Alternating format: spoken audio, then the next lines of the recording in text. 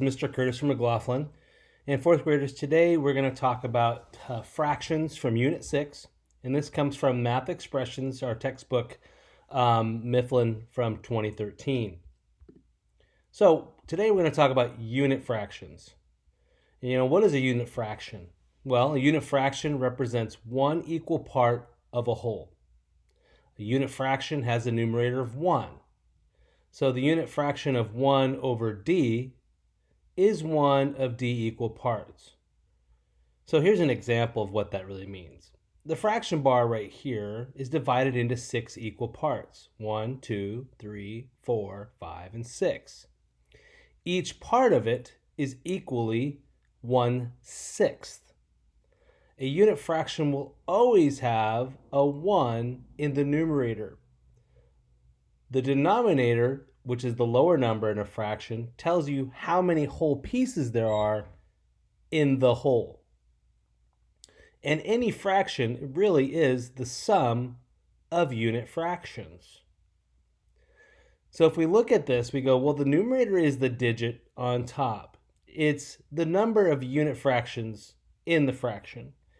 And the denominator, in this case d, it's the bottom number, or the number of equal parts in a whole. So for example, we have two models of what 5/6 are. We have a pie and we have a bar.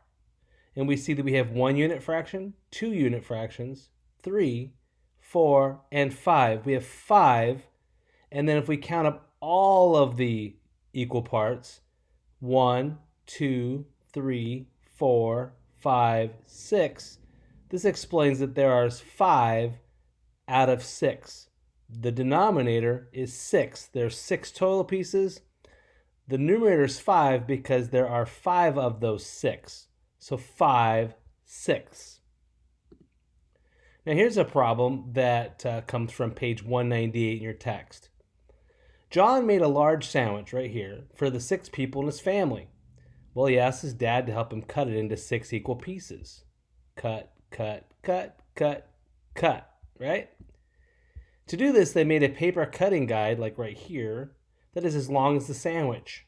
John folded the paper into 6 equal parts, like this, and his father used it to cut the sandwich into equal pieces. So they just set this chart next to the actual large sandwich, and then they cut based on where the lines were. So the unit fraction of each part is 1, and the fraction is 1 out of 6, and the denominator 6 is because there are 6 equal parts in this whole sandwich. So my first question right here, if each person ate 1 piece of the sandwich, what fraction of the sandwich did each person eat? Okay, one person ate 1 piece of the sandwich. So what would that fraction be? If you responded with 1/6, good job.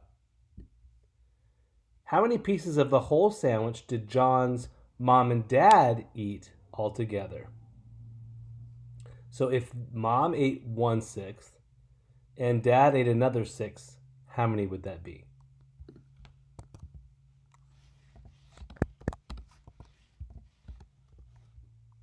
Answer? Yes, they ate 2 6s. And for those that know how to get a simplified fraction, that would be 1/3. That's later though. So together, mom and dad ate 2 6s. So what I'm going to do is I'm going to kind of cover up dad's piece, mom's piece. So they ate 2 out of 6. Looks like there's 1, 2, 3, 4 6s left. So if we did that subtraction, if we said that we start with 6 6s, and we're going to subtract 2 of those 6s, how many would we have left? Well, if you responded with there are 4 out of 6 left, like above, good job. The final question is, John and each of his brothers were able to have 1 piece of the remaining sandwiches up here. Here are the 4 that are left. So how many brothers does John have? Well, if you answered 4, you'd be incorrect because you forgot about John himself. So John plus 3 brothers would be the correct answer because each of them plus himself. Here's John. Here's a first brother, a second brother, and a third brother. Hopefully this video made some sense to you today. I look forward to your responses. Have a good day.